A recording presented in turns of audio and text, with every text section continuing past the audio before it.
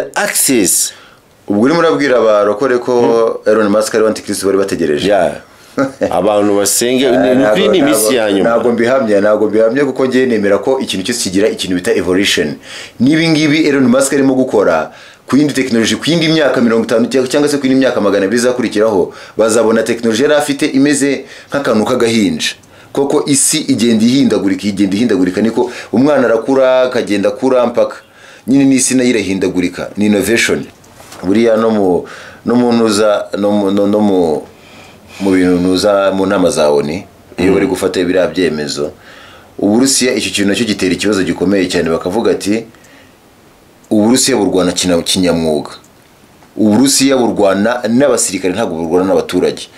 Nyuma y'uko urabizi yuko no mu ntangiriro z'intambara ya Ukraine n'Uburusiya abanya-Ukraine so no kuvuga rero twihanganishije umuryango w'uyu munyarwanda mugenzi wacu ako utuye mu Rwatamasimbi mu gihugu cya Canada muri Toronto. Ni inkuru y'incamugongo. Ni inkuru y'incamugongo kandi urana nk'uyu nguyu abakiri muto abagifitiye akazi akamara igihugu yari kuzagera kuri byinshi cyane yari kuzageza ku bana be kuri byinshi cyane aberekera ariko none nta gihari aguye mu maboko y'abazungu. Aguye mu maboko y'abazungu bigaragara yuko kujya i Burayi ntabwo washinja abazungu bose muri rusange uko bugi cyane gatozi.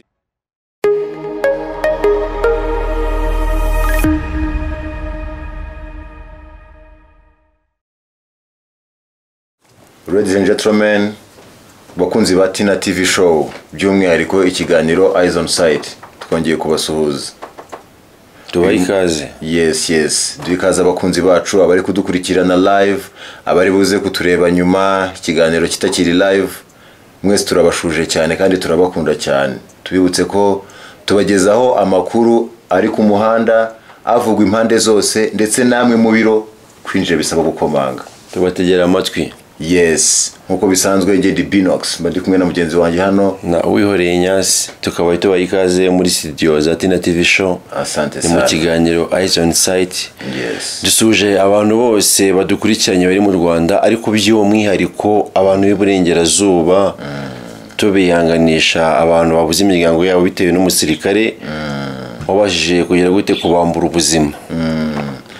Iyo nkuru turi kugarukaho yabereye ni mu karere ka Nyamasheke umurenge wa Karambi akagari ka Rusharara.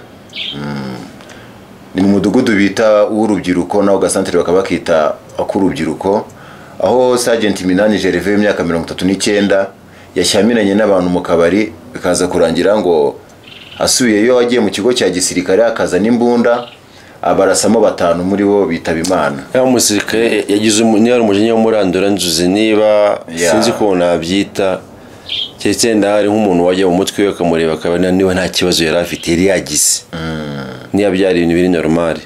So tukatwihanganije imiryango y'ababuze ababo. Pole sana ariko ni inkuru y'incamugongo ku gihugu muri rusange. Ariko ngiye nizere ko RDF ni igisirikare cy'umwuga, ni igisirikare cy'abantu batojwe, ni igisirikare cy'abantu bazi icyo bakora.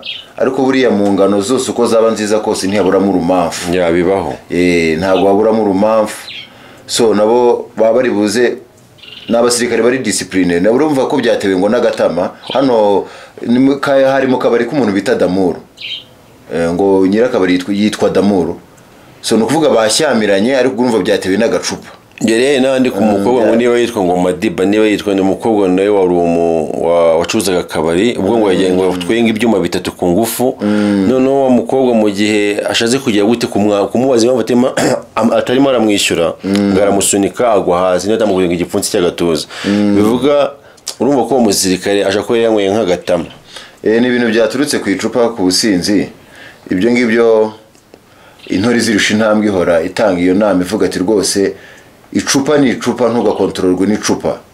Ariko buriya nizera yuko buriya biba byatanze isomo no ku bandi kandi abayobozi baba bari gushyiremo agatege ndetse n'abari abantu bamugani nahoze mbona abaturage bavuga bati wenda leta izashyireho ikintu cyangwa se ikigo cya gisirikare kiraho hafi kizashyireho uburyo bwo kuzajya kimenya abasirikare babo badahari mu masaha y'umugoroba bakuri controle ariko ngo n'ubundi ngo basanzwe baza kubikora bari basanzwe iyo bwagorobaga ngo bagakora pere bakabona abadahari ngo bazaga kubashaka muri ako gasantere bajya baza kubatwara n'ubundi ngo banyweye. Byakabaye byiza cyane rwose, cyane cyane nk'ibigo bya gisirikare biba biri mu byegereye amasantere nka kure y'abaturage, kuko umuntu wese ni umuntu ashobora kuba yamanuka avuga ati wenda reka mfate kamwe bikarangira tubaye 2-3. So nibaza ko wenda habaho uburyo abayobozi bo wenda bajya bakurikirana abo bantu bakaza kureba babura, none bakaba bajya kubashaka mu gasantere atari uko. Ariko ndizera ko RDF cyangwa igihugu cy'u Rwanda hari ikintu bagomba kuzagenera imiryango yabariye abantu. Oya, nibisanzwe n'abagizweho ingaruka nibiza, n'abagizweho ingaruka n'ibindi byose. Urabona hari n'abubakiwe amazu, igihe cyose iyo hari ikibazo ubundi abasirikare ba RDF n'abasirikare b'intangarugero cyane mu mico. Ni igisirikare cy'umwuga, ni igisirikare Sergeant Minani Gervais akaba yadutengushye twese mu rusange, ariko turizera neza ko amategeko ari buze gukurikizwa, ubutabera abantu babuze imiryango yabo bagahabwa ubutabera. Uko byagenda kose u Rwanda ni igihugu kigendera ku mategeko, cyubahiriza ubutabera. Indi nkuru igezweho ari inkuru yo kuvuga ku mukecuru. Umukecuru ibintu byamubayeho birababaje, nakasamutwe ntiwamenye ukuntu wabivuga, aho abajura bamwibye bikarangira mu ntara y'Amajyepfo akora umusambo nawe cyakoza. Ase umuntu ikintu nibaza uriya mukobwa buriya yarabuze indaya yagura, ese wari ubushobozi ntago n'umuntu w'umuntu ashaka kujya gusambanya umukecuru w'imyaka 58. No kuvuga uwo ni inkuru tusa nk'abasubira gato, ni inkuru y'umukecuru bitewe n'ibyamuvuzwe, ntago ari ko tubuze kumuvuga amazina, kuko ni umukecuru wo mu karere ka Ruhango mu ntara y'Amajyepfo mu murenge wa Mbuye mu kagari ka Gisanga mu mudugudu wa Bienvenue.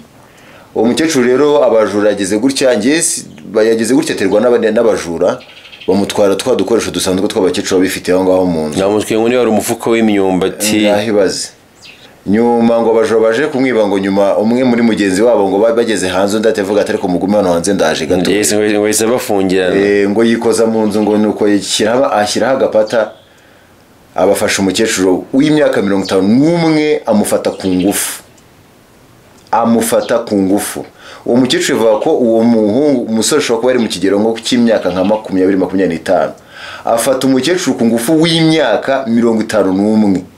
Kumuri iminsi nibimo biraba nimwe bivuga ngo umwe uje kuzagira amezi 20, kuko ibintu biri kuba nabyo nyine n'udushya gusa n'udushya tuduhoraho.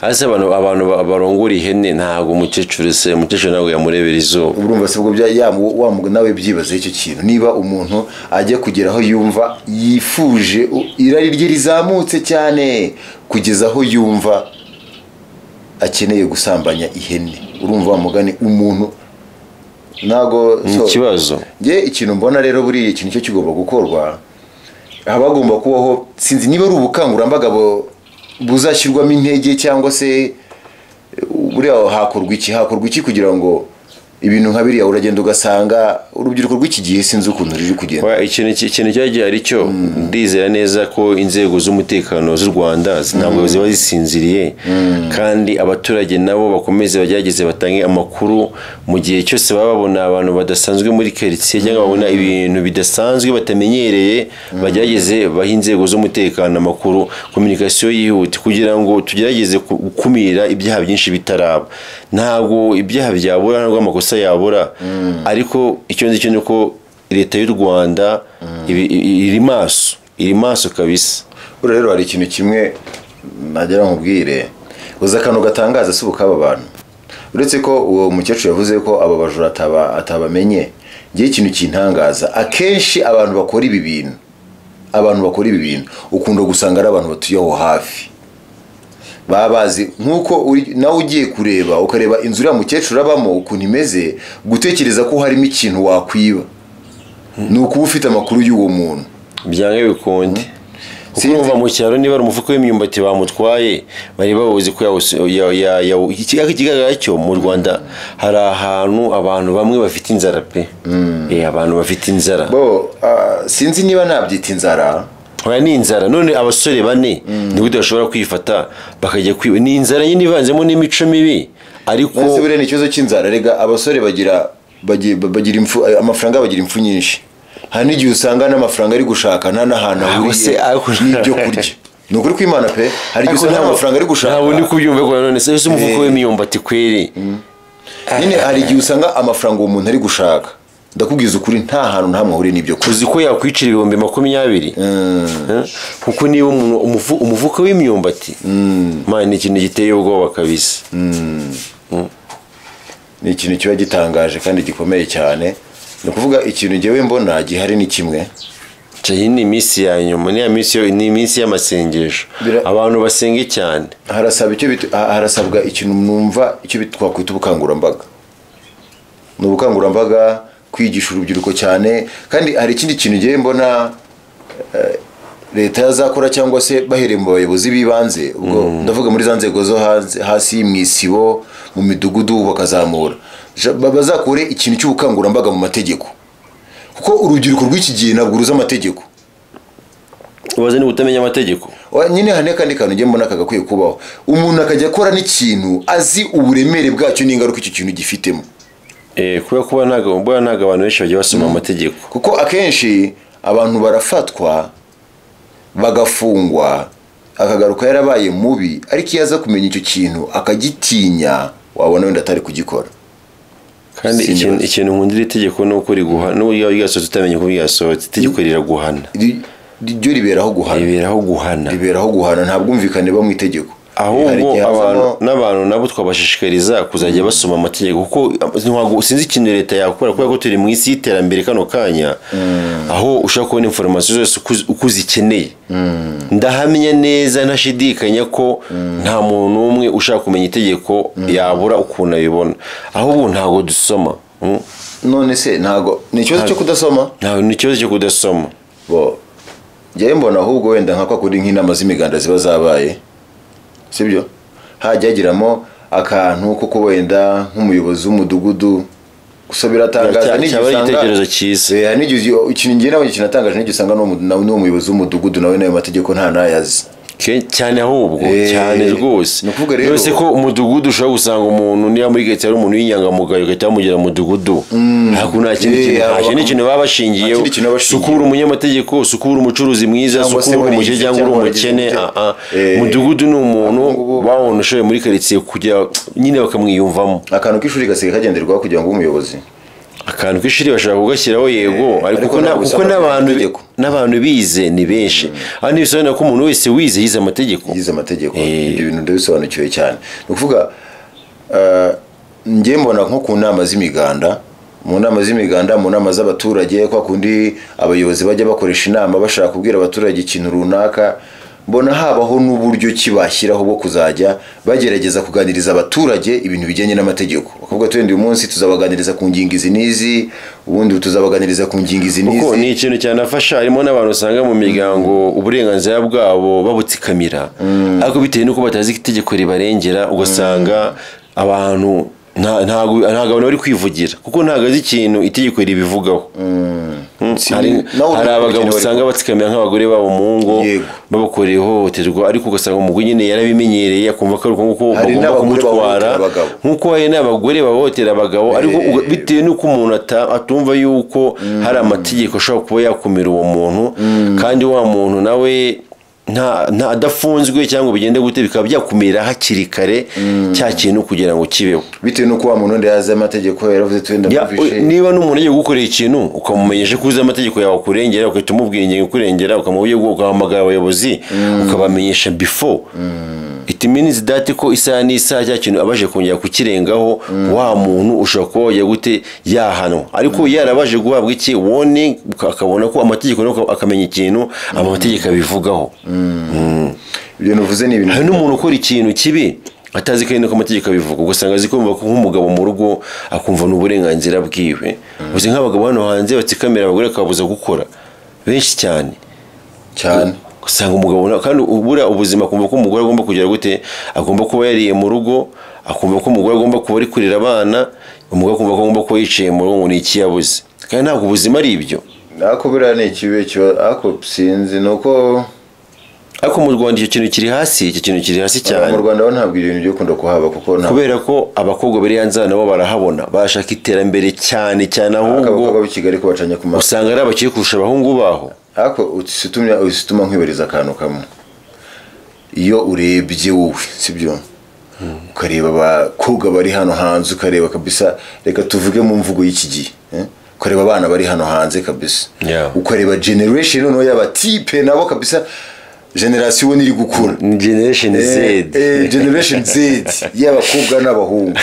Uhita ubona iyo ukoze projection nko mu myaka yindi 50 iri imbere, from now mu yindi myaka 50, ukuvuga aba bana b'imyaka 20 barabaye basogokuru, ubona generation izabiteye gute muri icyo gihe? ahubwo uvuze icyo kintu cya generation hazaza itunyibutse ku kintu cyabaye muri Amerika, aho umugabo umuherwe Elon Musk bamudije Doge.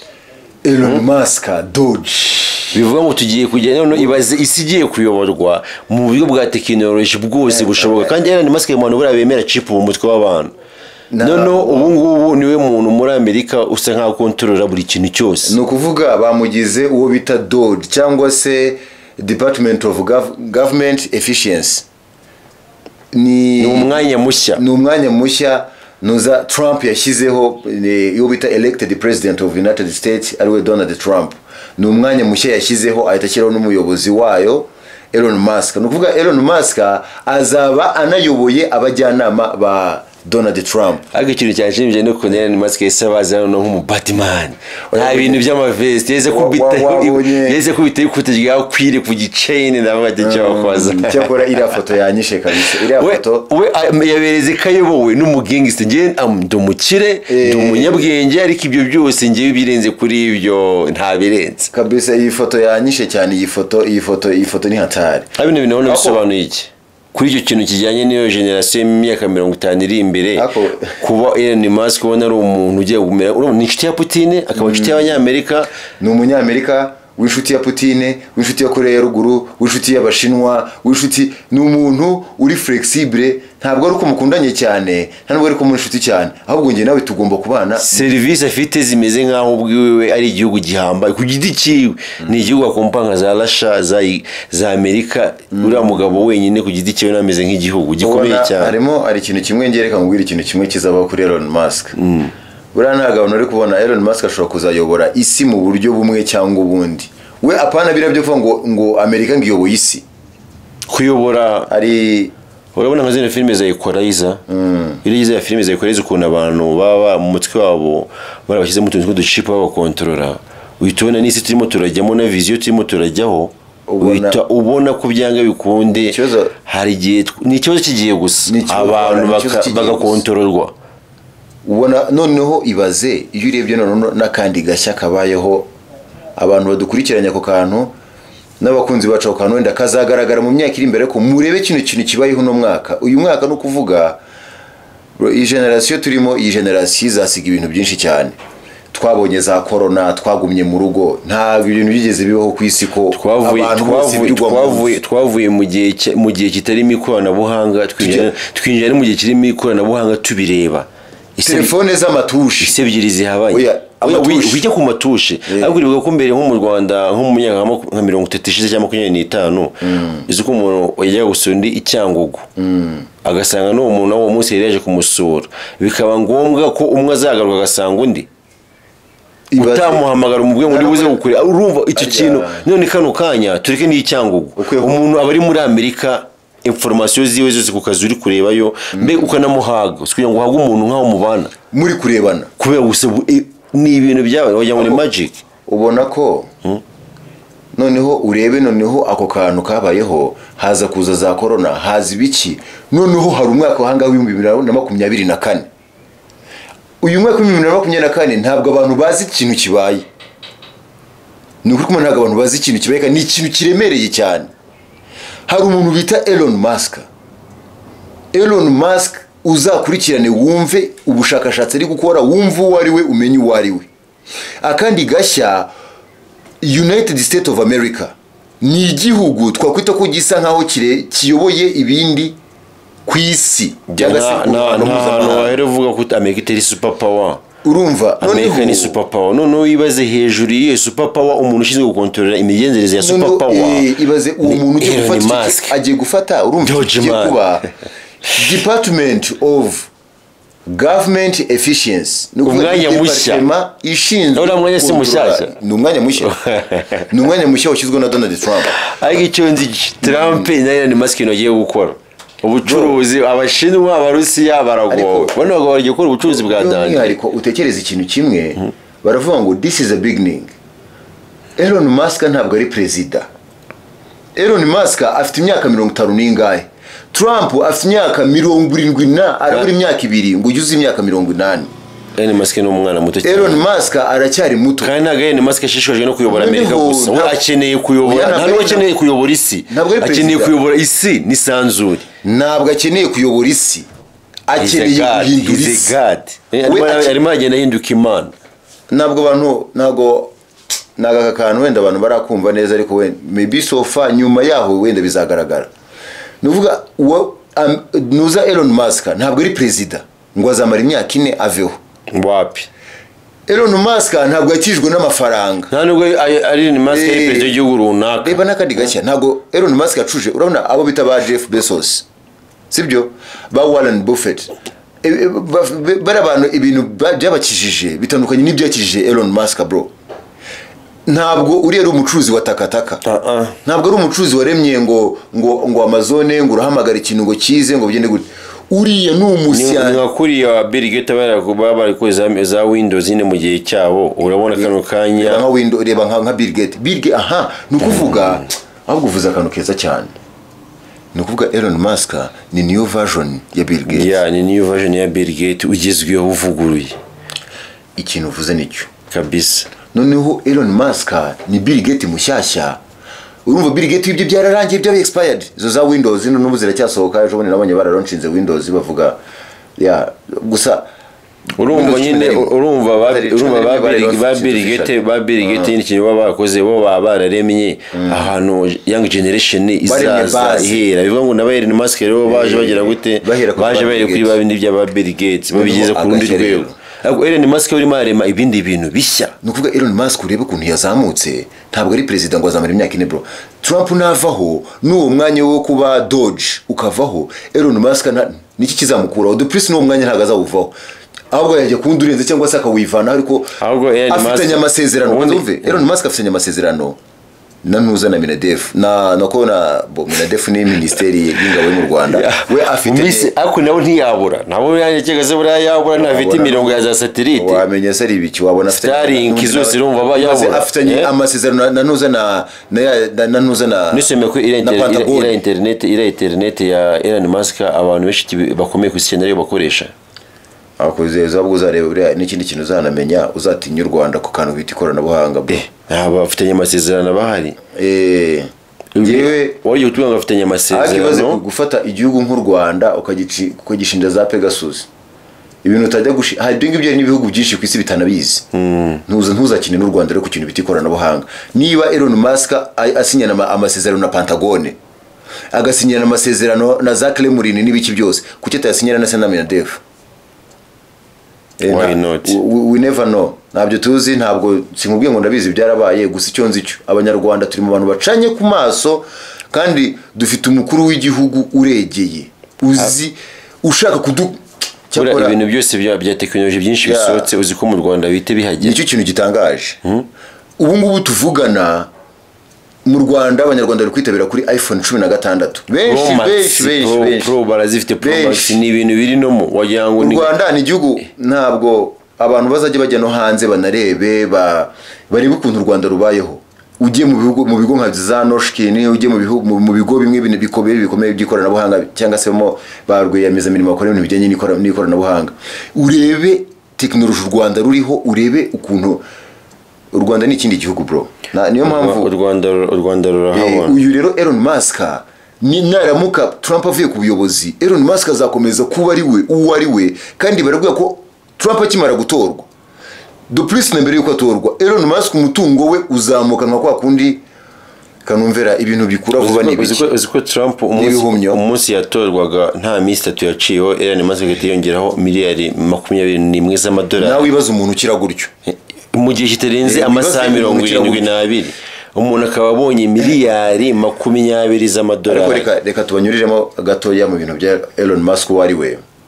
Elon Musk ubu ngubu ni umuntu ushaka gutera chip mu mutwe w'umuntu aho wowe utazongera kujya ku ishuri, hamwe ibintu byose ubizi cyari nka mutwe wawe, wowe ukabuzi indimi byibura nka 40 cyangwa se nka 200. buri iyo urebye usanga nta muntu biba bintu nta hantu umuntu azabicikira. Ni bya bindi ngo ikimenyetso cyo mu munsi w'imperuka abantu bose bazakirira cya kimenyetso cya 336 cyo kuza kwa Yesu Kristo. Ariko ubundi iyo urebye ukabona Elon Musk, Elon Musk ashaka kuba ari antikristo wa nyawe, nk'uwo wahuza nka antikristo nyine. None se Bill Gates yari iki? Bill Gates yari iki? Yarakana ka antikristo yari iki? Oya, urumva Bill Gates bitandukanye na Elon Musk. Kuko Elon Musk w'ikintu agiye gukora iyo chip agiye gushyira mu bwonko bwa muntu, agiye kugira ibintu byose abantu bagiye bavumbura, nta muntu waje kugira access ku bwonko bw'umuntu 100%. None Elon Musk agiye gushyira akantu mu bwonko gatuma agira access. Ubwo uri murabwira abarokore ko Elon Musk ari antikristo bari bategereje. Abantu basenge n'ukuri ni misi yanyu. Ntabwo mbihamya kuko ngiye nemera ko ikintu cyose kigira ikintu bita evolution. Nibi ngibi Elon Musk arimo gukora ku yindi technology, ku yindi myaka 50 cyangwa se ku yindi myaka 200 bizakurikiraho, bazabona technology yari afite imeze nk'akantu k'agahinja. Koko isi igenda ihindagurika niko umwana arakura akagenda akura mpaka nyine n'isi nayo irahindagurika. Ni innovation, hagenda aba innovation. Ntabwo siniyemera ko antikristo kuko na Elon Musk urumva mu gihe cya antikristo nibwo abantu uzasanga abantu barabashije kugira guta, nibwo umuntu uzasanga nyine bafite gukontorora ikiremwa muntu hafi 100%. Bivuga ngo Elon Musk agiye gukora ikintu bita gushaka kwigira imana. Gukontorora se? Oya, Elon Musk ikintu agiye gukora iriya chip nta hantu umuntu yayicikira. Ati mpamvu na chip nta wayicikira no kubera iki? Bivuga ngo iriya chip niba uri mu kazi wowe kwanza wowe uvuga ururimi ari uko warwize, none mu gihe ukazi yicaye umuntu bavuga urimo rwose akayita rwumva. None reka nkubaze, tujye tugereranya ibintu, tugereranya no kuri kw'ibintu. Elon Musk ngo na antikristo, Elon Musk ngo agiye gukontorora umuntu. Reka nkubaze ibyo niyo kamana aho Elon Musk turebe mu ruhande rwa tekinoloji. Iyo tugiye mu mwuka umwuka ufite ukundi kuntu. Reka tufite mu mwuka, twigomeye muri tekinoloji bisanzwe. Elon Musk ni umuntu w'ingirakamaro. Nyine reka nkubaze, kiremwa muntu suri kwiga ikidage. None se iyo uza kuba icyo kidage uri kwiga ushobora kukidownloadinga mu munota umwe kigati kijya mu bwonko bwawe, ariko ku giciro kingana gute? Icyo ari cyo cyose yabanze umwe ku giciro kingana gute? Ku giciro cyatuma bashaka gukontorora. Aguze ikintu uzi impamvu abantu bashaka gufungwa, niho gufungwa abantu babagize gute, babagize uruhare, baba bafite control y'ubuzima bwawe hafi nka 90%. Ubuse ufite telefone, uri kumva? Ufite telefone akubwira ko umuntu ashatse gukontorora yakubura. Oya, biratandukanye. None se biratandukanye. Aramutse atazanye iyo chip n'urukingo barugukingira n'ibiki byose babigukingira, arabashatse kuyobora ntibakubura. Nyine urumva nubwo yaba ari urukingo baguteye cyetse nyine ryiruka ba chip, kuko ikintu gikenewe cyane kugira ngo umuntu umukontorore no ufite akantu k'aka device runaka. Bien sûr. Ubwo ntabwo umuntu wamukontorera cyetse ndabazanye system yo kumukontorera kuri scanner ya Bluetooth yo mu kirere. Ariko kano kanya bisa ko ari akantu bagize gute. Elon Musk agiye gukora we icyo mbona nge ukuri guhari ni kumwe.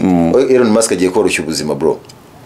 Nta mpamvu. Ariko ku bantu bari nk'imodoka ari gukora. Reba nk'uryo nagwa rwa hafi. Urabona imodoka za Vitesse n'imodoka za automatique. Nta muntu imodoka ya Vitesse ugiye kontorora kuri remote. Uri kumva? Bisa kuzangaje ukagira gute ntabwo. Ariko imodoka za zino z'amashanyarazi ni imodoka zikontororwa. Ariko reka nkubaze ikintu kimwe, abantu bazakomeze guhingisha isuka birengagiza imashini ihinga. Ariko urumva moto yatakaza ubumuntu. Nyine ose oya ndakubaza, ntabwo turi gutakaza ubumuntu. Ibyo bindi bavuze ngo mu gihe kizaza abantu bazahinduka amarobo, ntidusobanukirwe ibyo ari byo. Ntabwo abantu bazahinduka amarobo direct ngo bambaye imibiri y'amarobo direct gutyo. Si ko nabyo bihari abantu bambara ibyuma. Ahubwo umuntu azahinduka irobo mu buryo bw'iki bwo gukontororwa.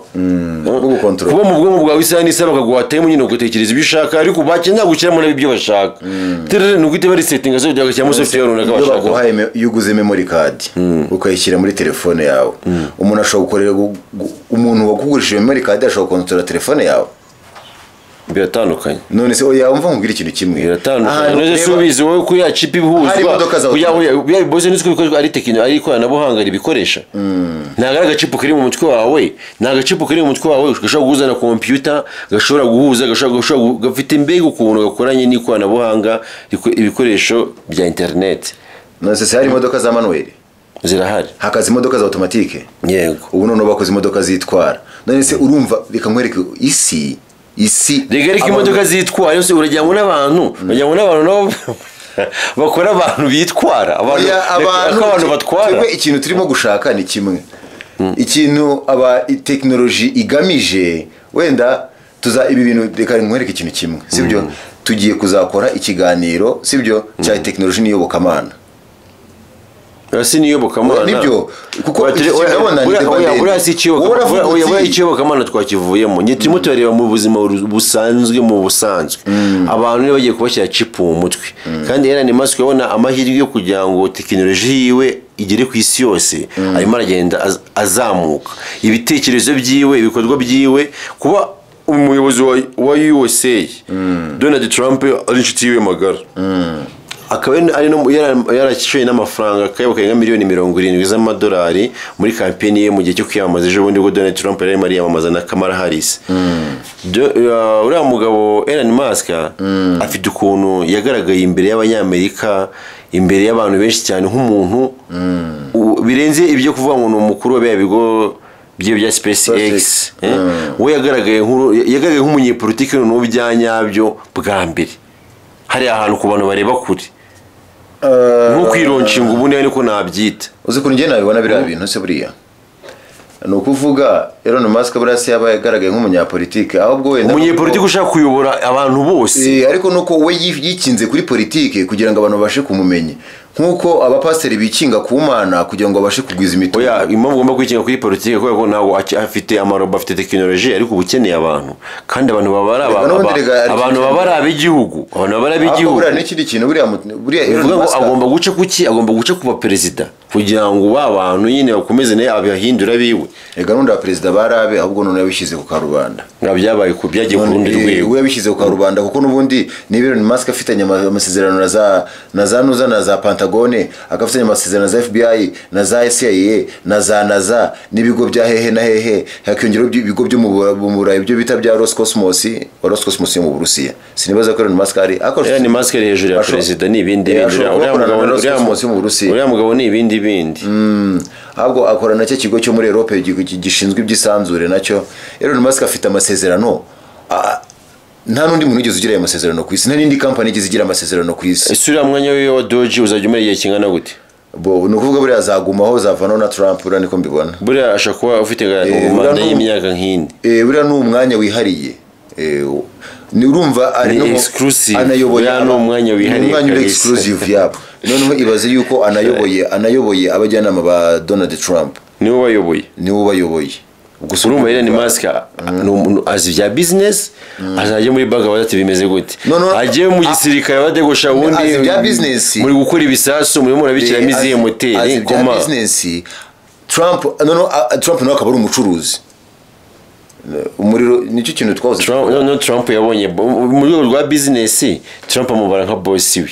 Trump asiga abara Elon Musk nka boss we. Yabonye boss kuko umwe no miliyarderi. Niba Trump afite nka miliyoni nka 3 cyangwa bune bw'amanyamerika undi akafite muri miliyari 240 ziri gukaba hafi 300 urumva umwe ni boss wundi nibwo yamumanyira akamuha nk'aya afite. Kandi noneho Trump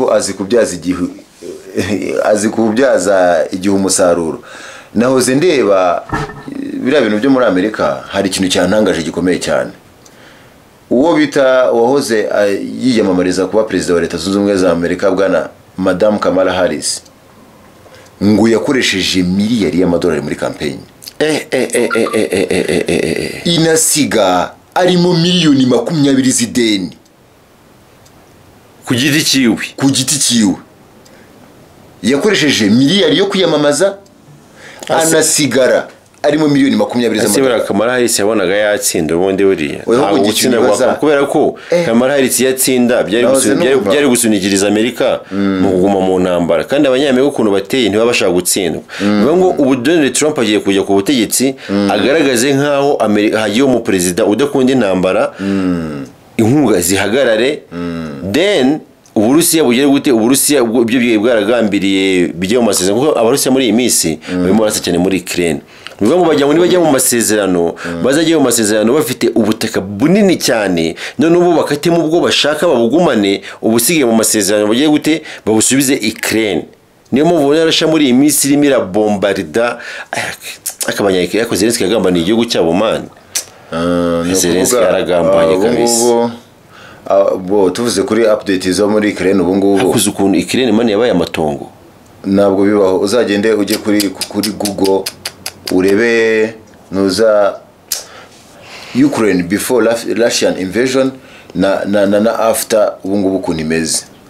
Ukraine yabaye amatongo man. Zelensky yasenye igihugu cyabo. Abarusiya barimo barakoresha izo bita order bombs zipima toni 9. Nicyo gisasu cya mbere gifite iturika rihambaye nyuma y'ibisasu bya kirimbuzi. Niyo turika rizamuri cya kintu kimeze nk'igihumyo hejuru, zizamura mushroom. Ubu bari turika rihambaye.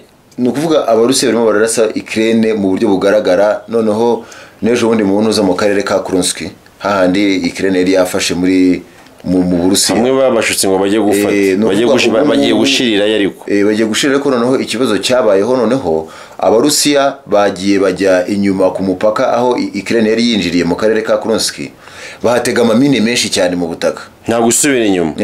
Mine nyinshi cyane ku buryo ubu ngubu barimo barakoresha abasirikare bamanukira mu mitaka, bakamanuka bakagwa ahantu bakahatega amamine bakongera bagasubirayo, ku buryo Ukraine bagiye kuyirasa noneho igasa nk'isubira iwabo, yasubira iwabo ikagwa muri za mine, yo ikaba stuck ikagumamo hahandi hagati, abasirikare bagafatwa. Oya, bazamanika amaboko. Bavuze ko ngo simbizi wenda turabitega amaso turebe ko ariko bizaba.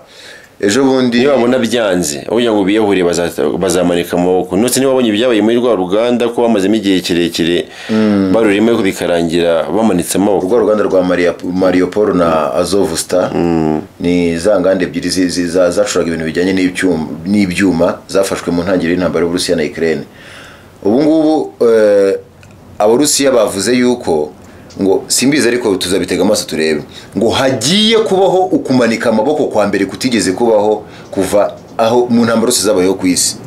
Ni ubwa mbere abasirikare bango bazaba bamanitse amaboko ari benshi icyarimwe, kubera ko ngo ikintu Abarusiya bashaka gukora, barashaka kubashyira minefield inyuma yabo, landmine inyuma yabo, undi bakabarasira imbere koko. Noneho bakabarasira imbere bakabapusa bajyana muri za mine, babona ko bari kugwa muri mine bo bakaguma hahandi. Ubwo urumva ababazanira ibiryo ntibabasha kubazanira, abasuplying amasasu, abasuplying ibikoresho byo gusimbura ibyangiritse, ntabwo bazabona ahantu baca. Noneho babasirikare bagumemo handi baburi ibyo barya, bazamanika amaboko. Ubundi Uburusiya burwana Ukraine nk'abavandimwe, ntabwo burwanya abanya-Ukraine nk'abashaka kubarimbura.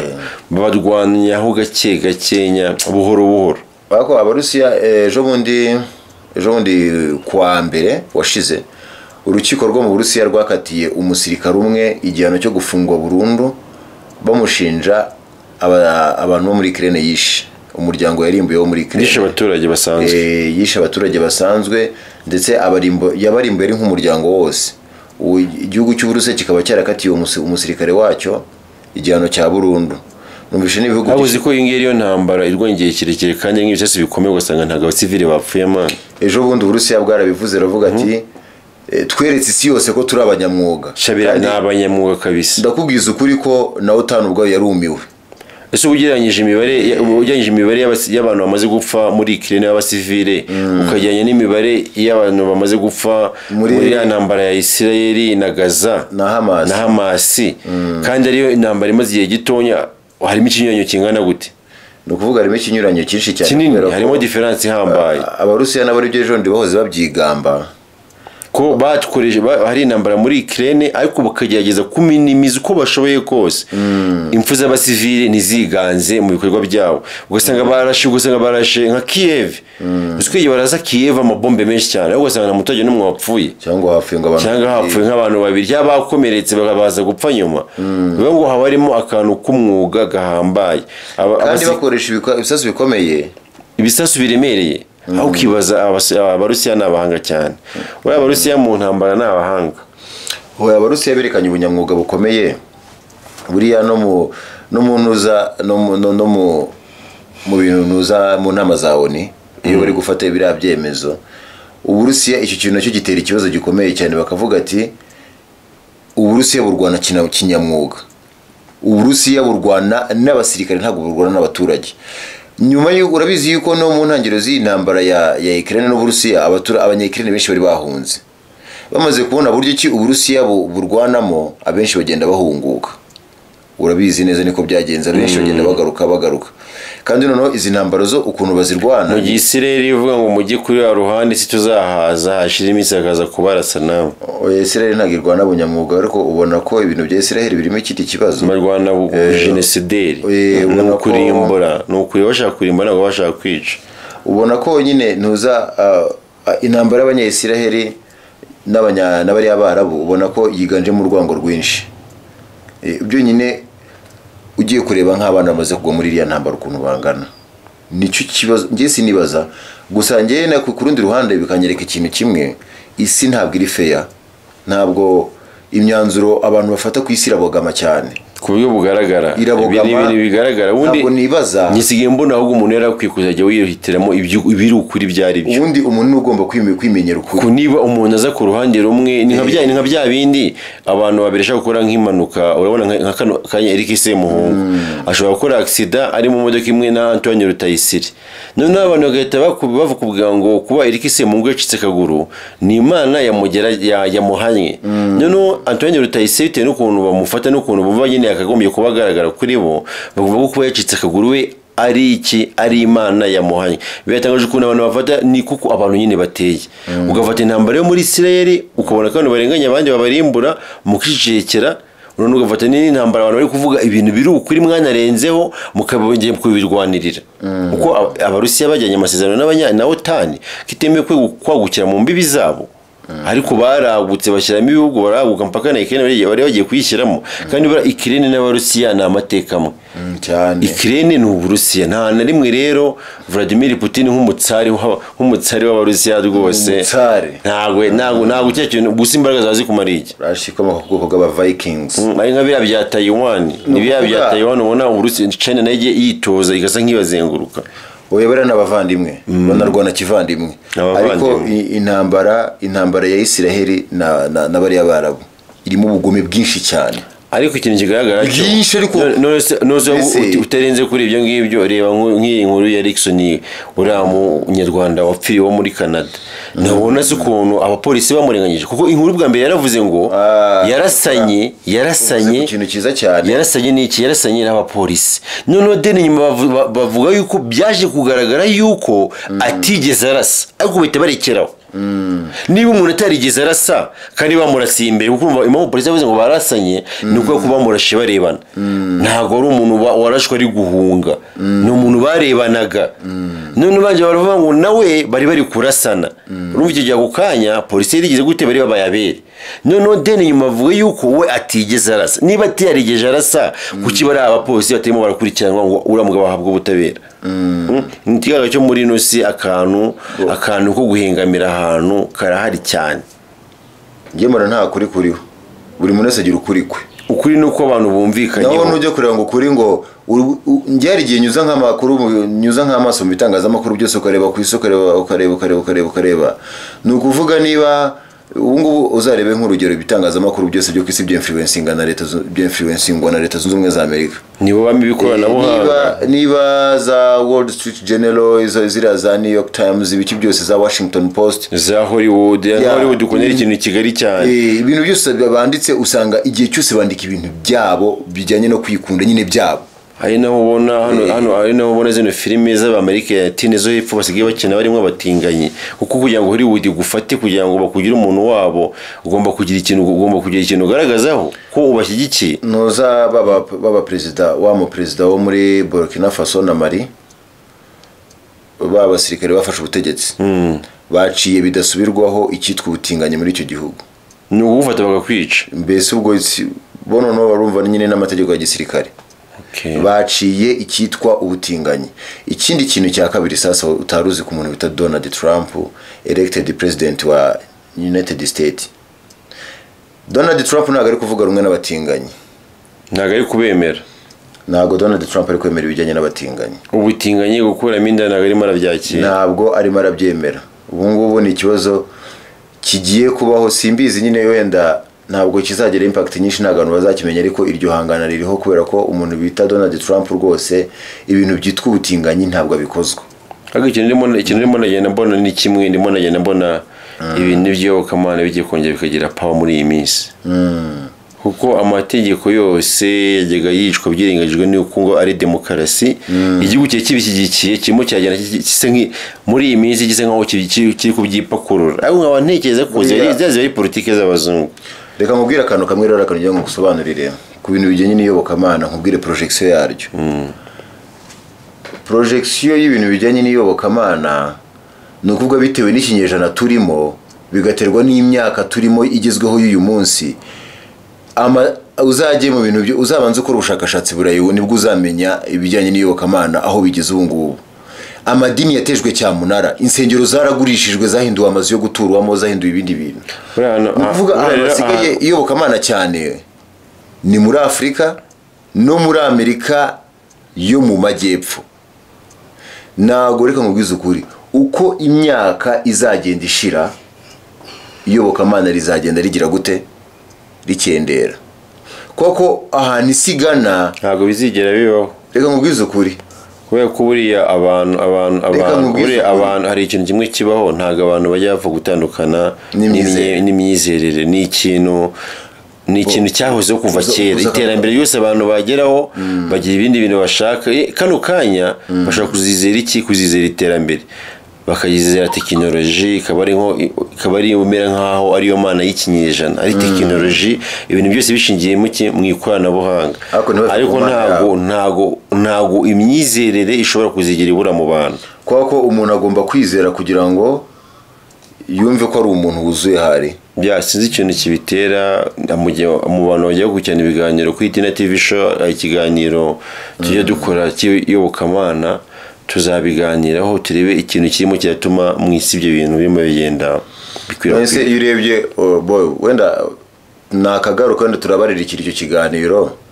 Ni ikiganiro kijye gitambuka kenshi ku cyumweru kijyanye n'iyobokamana, sibyo? Tuzaganire se iyobokamana abakristo bari kwiyongera cyangwa bari kugabanuka.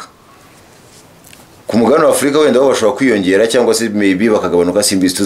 Tuzagerageza dukora ubwo bushakashatsi turebe tubwire se kubijyanye n'imyizerere, se abantu bizera bariyongera ku isi cyangwa se baragabanyuka. Tuzabakorera icyegeranyo cyabyo, noneho tubagezeho ku madini yose. Tuzareba ku madini abiri, tuzareba Christianisme n'Abayisilamu, turebe n'ibimyizerere n'abantu bari kugutago. Ariko uriya mugabane wa Amerika abirabura bakunda kuharenganira cyane. Buriya muri hari ahantu uri umwirabura isaha n'isaha ushobora gupfa utazi ikintu kikwishe. Barigengesera cyane, n'abana babo bakura babatoza kuba polisi. Polisi yaho ku mwirabura c'est très dangereux. Reka tugaruke wenda kuri kano kantu tunasoza duse nk'abasoreza kuri kino kiganiro cy'umunyarwanda abaga muri Canada bita Erikson Kabera, wari vice president wa diaspora muri Canada. Nateza gusoreza ku myigaragambyo y'imibare muri Mozambique. Tuma gusoza kuri iyo nkuru. Nibyo. Ibyo ni iby'ingenzi cyane.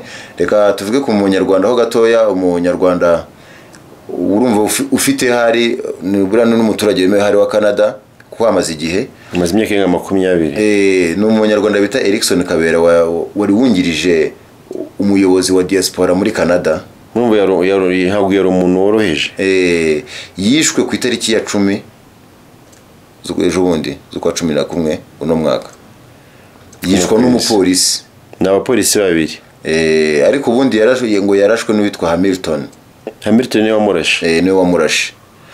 Ibaze nawe igihugu nka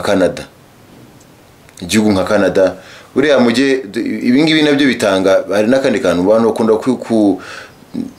nzajya kuba hanze, nzajya kuba muri Amerika, nzajya kuba hehe, cyangwa nazandi bajya banga demokarasi ngo hariya ngo bihugu abamo demokarasi dufite polisi yabo rwose nta hantu bihuriye. Polisi yo mu Rwanda rwose igira abantu perezida w'igihugu n'ujya uvuga ngo barababeshya nabo barasitiraguringa barababeshya. dukunda igihugu cyacu dukunda u Rwanda turwubake tugire patriotisme. Hagati aho ntabwo ndi kuvuga yuko uyu Eric ntabwo ndi kuvugira kuri Erikson Kabera witabye Imana, ahubwo turi kuvuga muri rusange kuri urumva nk'uyu ubuzima muri rusange. Umubyeyi w'abana batatu, abasore batatu rwose, abahungu batatu, umugabo w'imyaka 43, urumva yari wa mugabo wingiye, wa mugabo yaramaze kwijigeza ijigije bageze imyaka 50 aba yakuza. urumva yari marasanga yari umugabo w'umusore ugishakirishiriza umuryango wiwe ugifite imyaka myinshi cyane yo gukora. Yanakoze no mu bintu bikomeye, urumva yakoze no muri tubyite Rwanda Revenue muri Canada. Urumva Rwanda Revenue mu ijambo Rwanda ngo yagiye anakorana hafi na polisi cyane, ibikorwa bagiye bya shariti by'ubufasha bagiye bafatanya na polisi ya Canada. Ni umuntu uzwi, si n'umuntu wenda ngo w'umwimukira babonye ngo bamukekaho. Yari n'umuntu w'inyangamugayo, urumva ni umuntu w'inyanga ukuye ngo ujye kuyobora komite y'abanyarwanda baba muri Canada. Ni uko nawe ubwawe uri inyangamugayo, urumva yari umuntu uzwi. Kubw'iyo mpamvu rero niyo mpamvu narivuze kiriya kintu, abantu bakumve yuko hanze i Burayi ntabwo i Burayi muri paradizo, ntabwo ariho hari amahoro kurenza ahandi, sibyo se? Njye niyo ndetse nk'umurema aravuga ngo cyane rwose. Njyana mu inshuti yanjye nta guciye mu ijambo gatoya mu inshuti yanjye agiye ajya abona nk'amafaranga, yabona nk'amafaranga nk'umugase washize ukuntu wakora ka business yabanye nka miliyoni nk'eshanu kuko ni muri famille wabonye udufarangamo. Ariko akambwira ngo mu Rwanda kuko yitwa muri South Africa kera ngo mu Rwanda ngo nta business, ngo mu Rwanda ngo ni hataye, ngo mu Rwanda se nkambwira amane se kufite amafaranga wakoze ko nta kintu bitwaye. Ya mafaranga mu gihe arimo arategereza ngo kugenda, arimo aritegura, arimo agenda yenjoyinga yamaze gushira, uhita ubona ko nubwo n'akazi k'ibihumbi 100 wakamuha yakakira. Bivuga ngo ikibazo si icy'ahantu uri, ikibazo ni cy'imitekerereze yawe ufite, ikibazo ni imyumvire yawe ufite niyo ituma kenshi na kenshi ubuzima bwawe kugira ngo uve ku rugero runaka bujye ku bindi rugero bigorana. Biterwa kenshi na kenshi n'imyumvire n'ukuntu ufata ibintu cyane rwose. So ni ukuvuga rero twihanganishije umuryango w'uyu munyarwanda mugenzi wacu ariko utuye mu Rwatamasimbi mu gihugu cya Canada muri Toronto. Ni inkuru y'incamugongo kandi urana nk'uyu nguyu abakiri muto abagifitiye akazi akamara igihugu, yari kuzagera kuri byinshi cyane, yari kuzageza ku bana be kuri byinshi cyane aberekera, ariko none nta gihari, aguye mu maboko y'abazungu. Bigaragara yuko kujya i Burayi ntabwo washinja abazungu bose muri rusange uko bugira icyaha gatozi, ariko ni ikintu nyine kibabamo.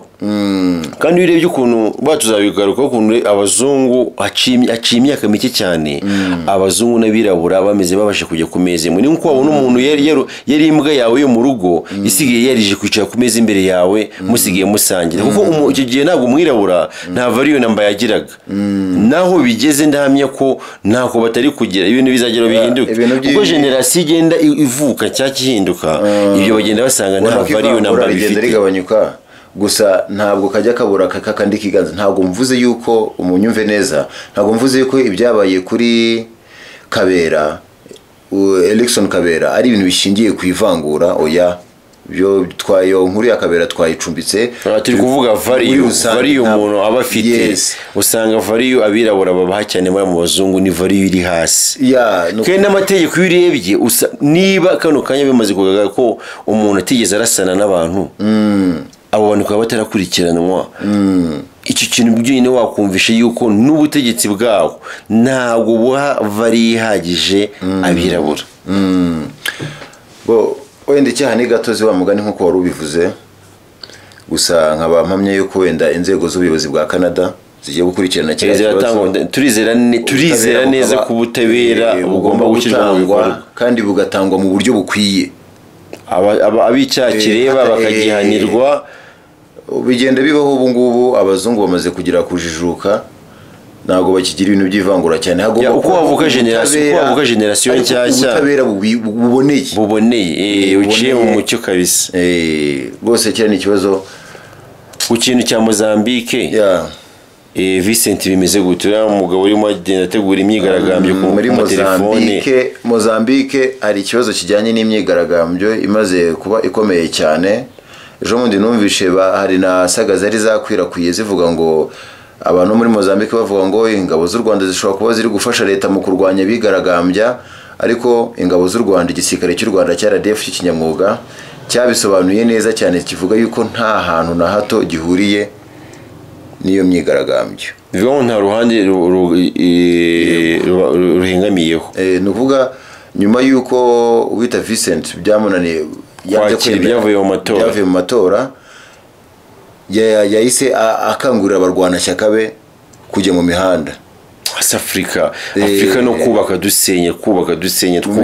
N'umunyamategeko we baramwishe, noneho imvururu zikomeza kuba imvururu. Sinzi ukuntu Afurika wagira ngo ari umuntu wayiroze. Akubura nanjye aho nabibonye, aho ntungureje, uziko ejo ubone ko muri Amerika byari bigiye kuba akabura gatonye. Buriya n'ubundi ya Donald Trump wabonaga katari kabaye. Ari ikintu kimwe nabonye abantu, ahubwo ntabwo ari ikibazo cya Afurika bro. Abantu ngiye mbona bagira ibisazi muri bo. Abantu abantu bagira ibintu by'ibisazi bibaho. Ariko abanyafurika biri ku rundi rwego, ku mitekerereze ikirimo hasi cyane. Afurika bizamo n'ubujiji, hazamo akantu k'ubujiji. Ugasanga umuntu arirukanka atagira icyo arwanira, ntuteze no kuba mutwara sibo, ntuteze no kuba umunyerondo. Noneho nubwo ubushobozi bwo kuba umunyerondo ntiwabubona. Buriya mu Rwanda iki kintu twarakirenze.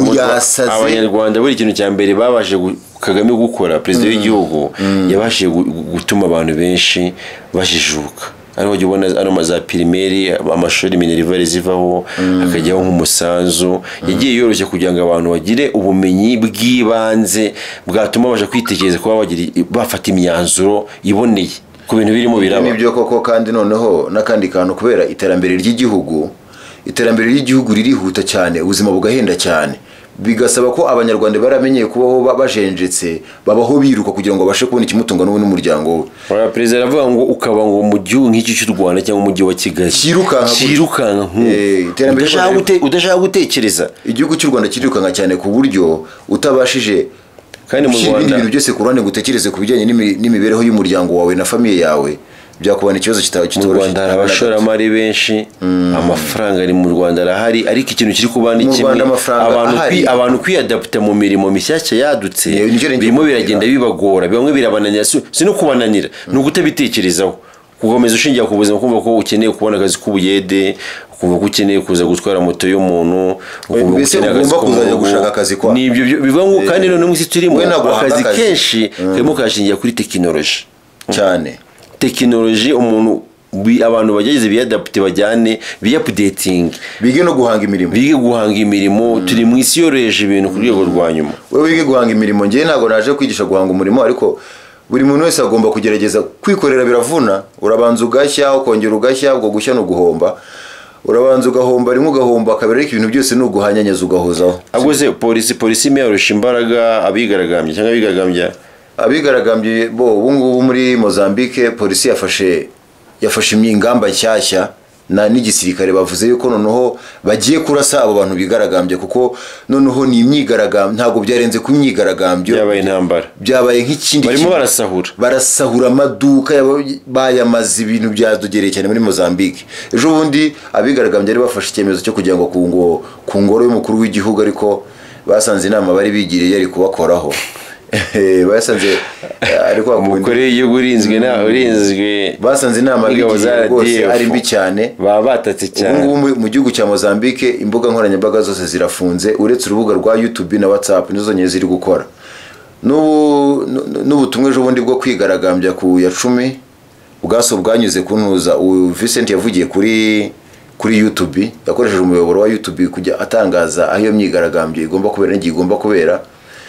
Sinibaza ni gute umuntu umwe uwo Vincent twumva ko nta nubwo akiri muri Mozambique, bamwe bavuga yuko ngo yagiye i Burayi, abandi ngo ari muri za Australia, bari muri France ni hirya iyo ngiyo. Ukunda no gusanga wabona no muri biriya bihugu bya za France, akenshi biriya bihugu ukunda gusanga ibihugu byo mu burengerazuba bw'isi politiki zifutitse. Buriya wenda ushobora gusanga Mozambique umuyoboro irimo cyangwa se inzira irimo Abafaransa badahuje nabo, nk'ikindi gihugu ngo kiburayi kidashaka iyo miyoborere bitewe no kurengera inyungu zabo ziri muri iki gihugu cyangwa izo bashaka kuhajyana. Noneho hakaba ikindi kibazo, noneho kuyobya inka kikaba ikibazo, nako kikaba ibintu byoroshye cyane, kuko inka niyo zaba igihumbi zaragirwa n'umushumba umwe. Ibaze gufata abantu, umuntu atari mu gihugu cyawe akandika kuri YouTube, nawe ukabyuka wasazogiye mu muhanda, we nta nuhari.